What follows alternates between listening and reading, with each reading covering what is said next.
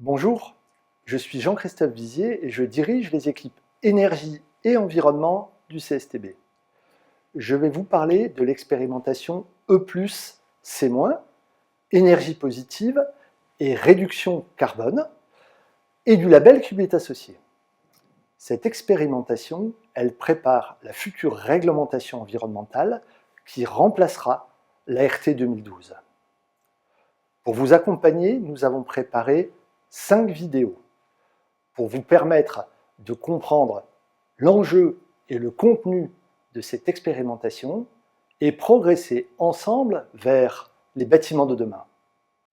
Avec la première vidéo, vous connaissez maintenant le rôle déterminant des acteurs de la construction pour réduire les émissions de gaz à effet de serre et s'inscrire dans la transition énergétique. Nous allons maintenant rentrer dans le vif du sujet, l'expérimentation E+, C-. Alors cette expérimentation, elle a été lancée conjointement par les pouvoirs publics et les acteurs de la filière de la construction réunis dans le Conseil supérieur de la construction et de l'efficacité énergétique. L'idée, c'est d'observer avant de décider et donc d'avoir une expérimentation qui prépare toute la filière avant d'écrire une future réglementation. Pour vous lancer dans l'expérimentation, vous allez d'abord utiliser 2 outils.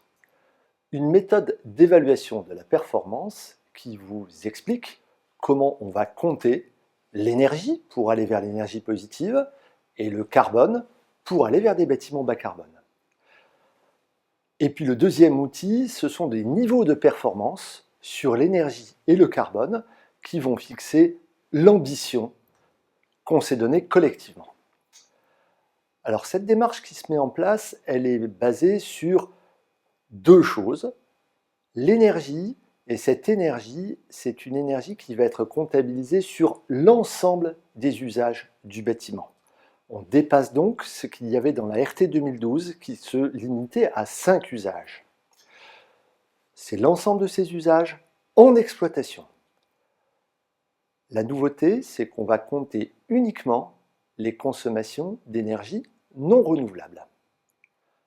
En ce qui concerne le carbone, on va compter les émissions de gaz à effet de serre sur l'ensemble du cycle de vie. Vous avez en effet compris qu'il fallait absolument prendre en compte à la fois la construction et l'exploitation. En même temps qu'on fait les calculs de carbone, on calculera également d'autres indicateurs environnementaux. Les niveaux maintenant. Une des originalités de l'expérimentation, c'est de prendre en compte le fait qu'on a à la fois besoin d'un certain nombre de champions qui vont aller vers des bâtiments très très performants et une masse d'acteurs qu'il faut réussir à tous faire avancer avec les contraintes qui sont les leurs, contraintes techniques, architecturales et économiques. Et pour ce faire, l'expérimentation prévoit 4 niveaux en énergie et 2 niveaux en carbone. On reviendra sur ces niveaux dans la 5e vidéo.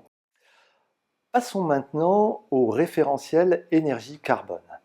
Ce référentiel, c'est un document qui comporte plus de 60 pages dans lequel vous allez avoir à la fois une description des principes, de la méthode de calcul énergétique, de la méthode de calcul environnemental et un ensemble de données qui vous sont nécessaires pour effectuer le calcul de la performance.